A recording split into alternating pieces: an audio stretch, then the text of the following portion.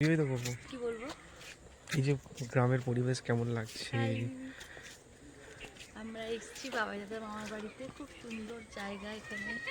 আমি সাথে ফটোগ্রাফার নিয়ে এসেছি, আমার অ্যাসিস্ট্যান্ট। ফোনটা ধরবে তো, আমি তাহলে ভিডিও করবো কি করে?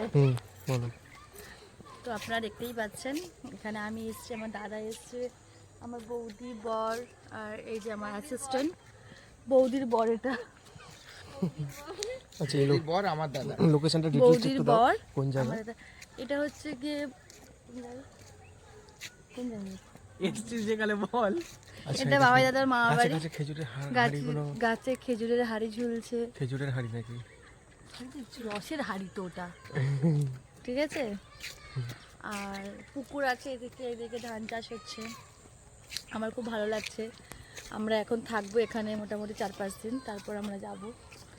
ওকে, তোমাদের যদি জায়গাটা ভালো লেগে থাকে তাহলে আসবে অবশ্যই, ঠিক আছে? আর আমার এটা মথুরাপুর স্টেশনে মথুরাপুর স্টেশন থেকে নেবে অটো করে, টোটো করে।